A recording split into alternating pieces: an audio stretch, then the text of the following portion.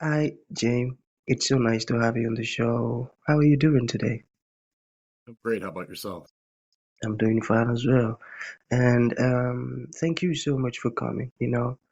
That means a You're whole welcome. lot. Thank you. No Okay, problem. yeah, okay, Jim. I am so excited to have you on the show for diverse reasons. Sorry. No Firstly, problem. yeah, I believe that knowledge is the solution to world's problem. Those folks that are in a place of power and position and, you know, they're just mishandling it. I believe that could be as a result of ignorance and, the absence of knowledge as to how the stuff is to be done. So secondly, I hope you're right. I hope it truly yeah, is ignorance. yeah, I tell you. So secondly, I also strictly believe that there are some things that Jim knows that some of my audience needs to hear this stuff directly from your mouth in order to experience transformation, in any aspect Mhm. of their lives. I believe that. And thirdly, even I myself, I believe that I am going to learn one or two things from your insights, your story, your experiences. So for Mhm. that reason, Jim, I want us to get started with your introduction and your journey so Okay. far, the challenges that you faced and how you overcame these stuffs. And afterwards, I've gotten some beautiful questions for you. Okay? Tell me a little bit, first of all, about your audience. What kind of people listen to you, or Okay. is this people that live in Africa, or They're listening who- already. who's Okay. yeah, who's Um, listening to this? okay. So I can give information that's actually going to help the people that listen to this. Okay, brilliant. 60% of our streams comes from the United States. Oh, interesting. Okay. Yeah, so most of our audience are from the United States, then Canada, Belgium, and some other countries like that. But Okay. most of the Good. streams from the United States. Yeah. Interesting. Okay, so you want me to basically tell you about myself? Yeah. Let's begin Um, with yourself. Yeah. okay. I grew up playing all sorts of different sports. I grew up in northern Canada, near Edmonton, Alberta, and when I turned 18, I moved to the United States to play college football. Uh, and then I kind of learned about how the education system is set up. Uh, that it's not constructed in the best interest of children. That it's basically constructed to create obedient servants as opposed to free thinking people. And I didn't really want to be a part of that. So I looked at my options and I really liked the weight room. So I started working as a strength and conditioning coach. Kind of moved all over the place for a little while. Then I moved to Lexington, Kentucky, started working with athletes, grew a business, trained a lot of, housewives, successful business people, those sort of things. Had some health challenges. One was from working too much, not sleeping, not resting enough. And then later on down the road, the other challenge was for me being inside all day. I wasn't getting enough sunshine. So um, I learned from both of those things, and I made some major changes to my lifestyle. Um, After COVID, I decided to move to Florida from Kentucky. And then this past December, I moved down here to Nicaragua. I drove from Florida to Nicaragua because I wanted to live a simpler life.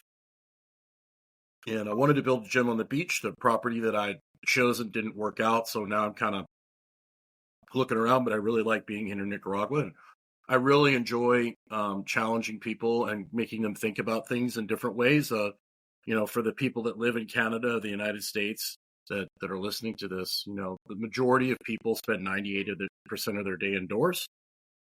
And for the people that are in Africa, you're in Nigeria, you said, that are living in Africa, um, modern conveniences are great, but the more you become more Western and the more you spend time inside, the sicker you're going to be. Particularly the darker your skin, the more sun you need. And that's something that people don't talk about in the United States. because of the culture that we've kind of imposed on dividing people instead of just educating people on facts, if that makes sense. So one of the reasons why Africans that live, or former Africans that live in the United States, struggle so much is they require 3 or 4 times the amount of sun that I do as a Scottish, Canadian, I guess you'd call me. So the darker your skin, the more sun that you need. And most Italian descent or Latin descent in the United States, they live in New York, they live in these places where they don't get any sun at all, and they wonder why they have massive amounts of heart disease, diabetes, all these sort of things. So most people don't even think about that. When I ask somebody who is dark, I said, "Why is your skin dark?" And they look at me like I've lost my mind. And it's like, because that's the adaptation to the sun, right? So you're designed to handle more sun. I'm designed to live in an environment that requires, I'm designed to live in less sun, right? So I have to take that into account when I'm here down in Nicaragua. I have to make sure that I, build my solar callus so I don't spend too much time in the sun, because I can burn a lot easier than you can, right? So that's pretty much my story. And my goal at this point is to just try and get people to think for themselves and to look at things from a logical standpoint, not emotional, and really look at how nature works, and really encouraging people to work with nature to be more efficient, as opposed to what traditionally Western culture has done, is basically just destroy nature and impose our will on nature instead of working with nature. And unfortunately, I don't think the people in power are ignorant. I think they know, unfortunately, exactly what they're doing, and everything that they're doing is designed to make people dependent on the system or dependent on the government. So the more you can do to band up with your local community and create support systems on a local level, the more you're going to be able to defeat that mindset of dependence. I got that. I got that. Beautiful. Getting to have someone on the show who understand that you shouldn't impose your own will on nature, but rather we work with nature. That's brilliant. I love that. Correct. I love that. So that's going to lead me to the very first question. Are you ready, Jim? Are we? Absolutely. Okay, so can you talk to us about how light saved your life? You get it? Well, yeah, absolutely. Well, I had just in like 2008 or 2009, I had ended up getting ulcerative colitis, which is inflammatory bowel disease. And that was a really big wake-up call for me, because I was training really hard. I was working 10 to 12 hours a day. And I thought taking a day off from the gym was a day off, but really it wasn't, because I wasn't sleeping enough. I wasn't taking the time to relax. I wasn't taking the time to go out in nature. So it really changed my mind. I started doing more meditation. I changed my diet. I started relaxing more, and I started taking days off. And I started doing some work, I guess almost on a spiritual inward sense, where I had to deal with some hatred and some anger that I had for some people. I had to forgive some people and get rid of a lot of that energy, because that hatred and anger is what was driving me to work really hard. And there's nothing wrong with working hard. It's just that you have to be able to shut that off. So I'd gotten that under control, and then I had started implementing these things with my clients, like really encouraging them to rest, really encouraging them to get quiet time, doing things like, float tank, acupuncture, things like massage, things like that, incorporating that into their life. Because in the Western world, it's just busy, busy, busy. Or if you go to, parts of Africa, here in Central America, people are busy, but it's not like on phones. It's not in their head. It's real manual labor. They're working in the fields. They're, here they're cutting, they're cutting stuff with machetes. They're picking fruit off the trees. They're doing work all day with their body. I think that that's very therapeutic for the human. the scrolling through the phone, the emotional drama, that sort of stress is a lot harder on the human system, I think, than the low-level manual labor stress that most traditional cultures have. So I had gotten myself in a better place, and then I ended up getting a pedicure, which is basically where you get, your nails clipped on your feet, and they scrub the skin. A girl I was dating, I spend all day in a gym, so my feet were not really in the greatest shape. So she said, you need to go get a pedicure. So I went and got a pedicure, and 4 days later, I was in the emergency room. I had cellulitis in my right leg. My right leg had swollen up, and they were getting ready to get it under control with antibiotics. Well, luckily, they were able to get it under control with antibiotics. So I was fine, but they told me that this would come back, but it would be a full body sickness instead of just showing up in the leg. And it would be fever. And so this started happening 2 or 3 times a year.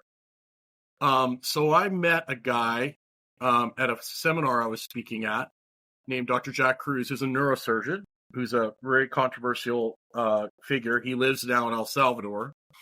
And he basically, we became friends, and he asked me what I had going on, and he said, the sun runs your immune system. It runs all your hormones. It basically, just like in nature, like when animals breed, when they migrate, when flowers bloom, when trees, like life cycle is all driven. The food that you eat is all driven through the sun. And he's like, when's the last time you've seen a sunrise? I was like, I probably haven't, at the time I was in my 30s. I'm like, I probably haven't seen a sunrise since I was a teenager. And he goes, so your immune system will change with the seasons. So my immune system in Canada in the winter is going to be very different than here in Central America in the summer, when I'd have to deal with, parasites and things like that. Where you're in Africa, you're going to have to deal with malaria and all these different, your body is going to have a different type of immune system, and that changes with the sun. So now we live in this indoor environment with an alien sun that is nothing like sunlight, and it's affecting our immune system and our ability, our blood pressure, all these things. So after he told me this, I made some major changes in my life. I basically canceled all my morning sessions. I used to start at 5 a.m. So then I didn't start till 10. So I would go outside and get the sunrise. And I started spending more time outside. I was very pale. I wore sunglasses. My eyes used to hurt. So I took the sunglasses off. My eyes would water. And so I started going outside in the morning and the evening, and I built up my solar callus so I could handle more sun. And I would go out more in the afternoon. And ever since I started doing that, I haven't had a reoccurring infection. I was having 2 or 3 of them a year, and the antibiotics were starting to not work anymore. So that really made me start thinking about what I was doing with 98% of Americans. The average American spends 98% of their time indoors.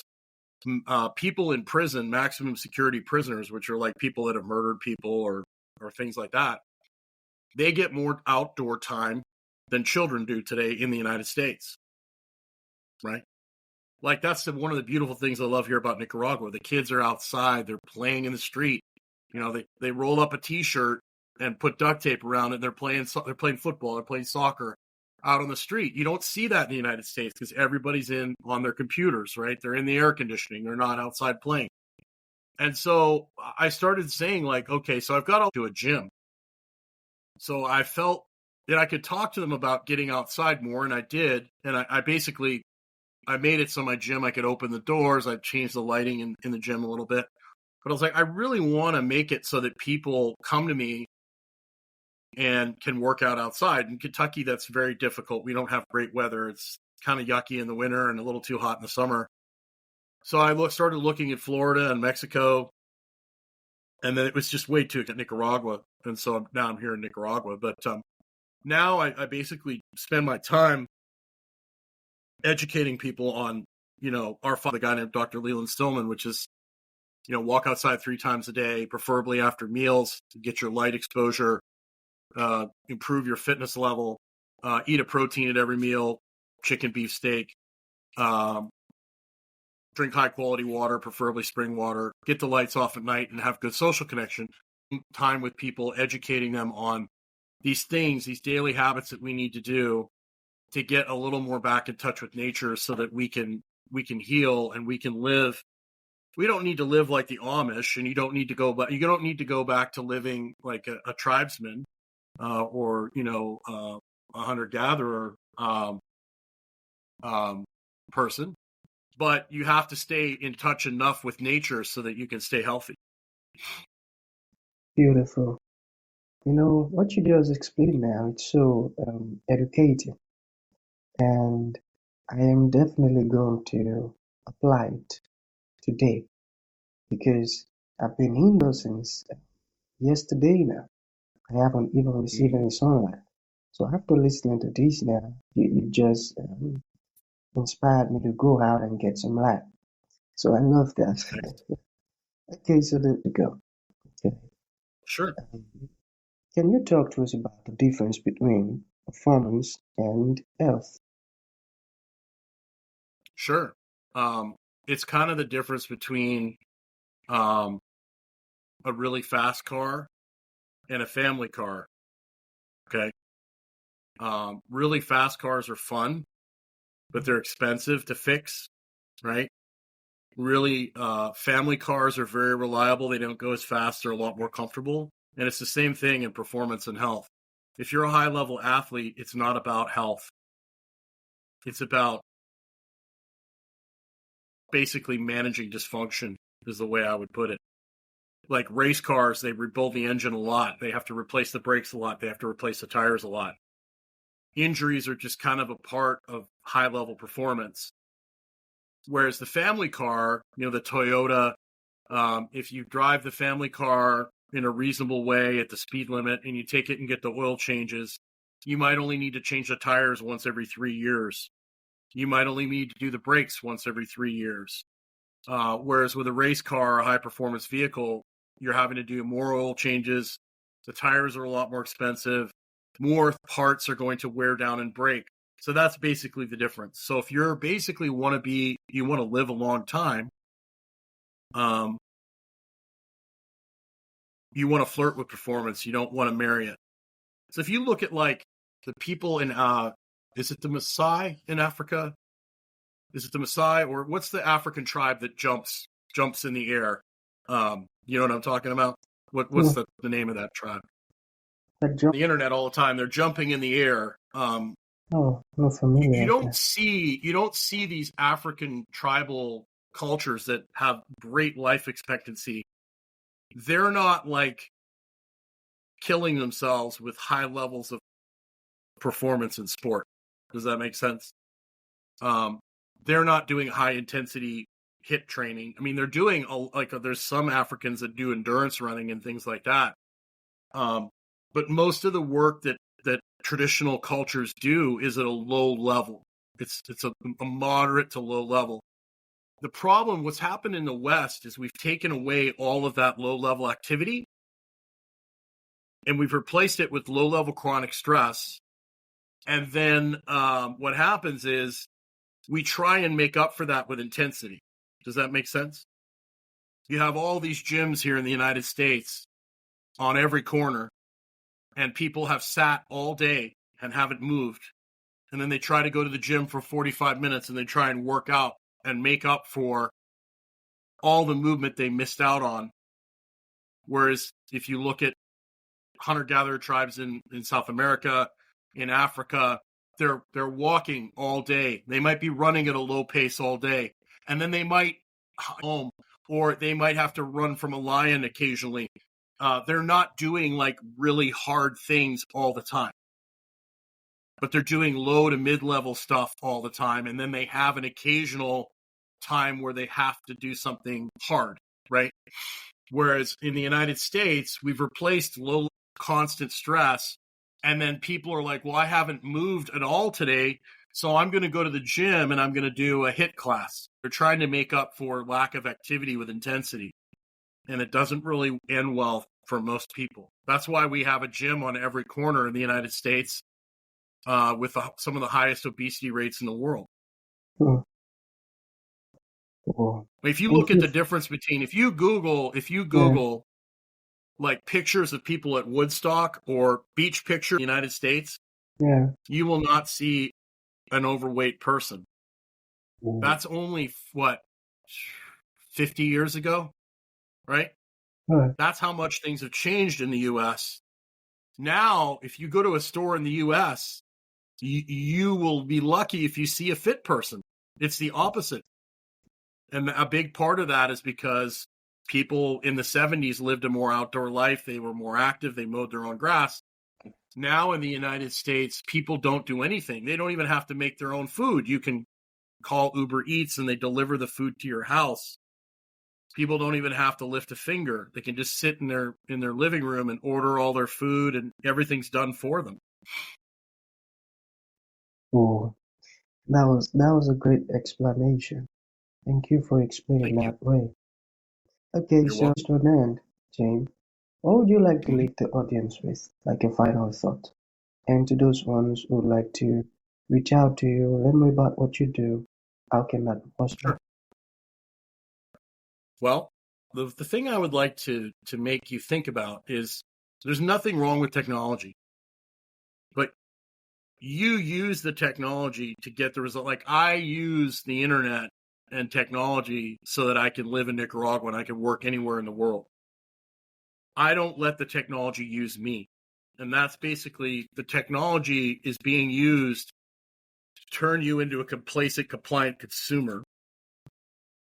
So you can see I do all my work here on my patio in Nicaragua. So try to do as many things as you can outside. You know, at night, wear blue blocking glasses or get the phone off. Or at the very least, there's my phone, my dog. You can make it so that the phone turns to a red screen. That is going to be better for your circadian rhythm. Any bright light at night isn't great, but red is better than blue. So protect your eyes at night, get the lights off, go to candles or whatever you need to do. And then just make sure you see the sunrise every morning and get outside multiple times a day and just eat real food. Just try and stay away from the processed, the chips, the candy bars, I'm not saying don't ever have things like that, but try and eat real food, preferably food from your local environment, and the more sun you get, the more fruits and starches you can eat. And the less sun there is, like the Eskimos in the Arctic, they eat mostly, traditional Eskimos anyways. They eat mainly animal products and very little fruits and vegetables because there's no fruits and vegetables in the Arctic in the wintertime, right? So a lot of people haven't thought about that. They think about, well, the Mediterranean diet or this diet or that diet. What is in your local environment, right? You need to eat similar to what's in your local environment. I think that's one of the reasons why, so many people are really having a hard time today is they're eating foods that, it's the middle of winter in the United States and they're eating pineapples, which is probably not, it's what I'd call a circadian mismatch, right? Right. And then if you want to find me, you can find me on Instagram. It's Jim Laird, GymLaird. I'm on YouTube, Jim Laird, JIMLAIRD. And then also you can go over to Stillman Wellness, www.stillmanwellness.com. We have some memberships there. We do webinars. You can get on our email list. But that's where basically you can find me. You can find Dr. Stillman and myself. We do a free webinar every Thursday, tomorrow, essentially at 10 a.m. Eastern time in the U.S. If you get on our email list, we send an email out tonight and ask questions and all sorts of things. And then we have a membership that's $1 a day. So we just trying to spread the news of taking responsibility for your own health and ownership for your own health and really trying to stay in touch with nature, getting outside. I think one of the biggest things that I can tell you is to make sure, as it says in Psalms, be still and know. Make sure you just go outside in nature and take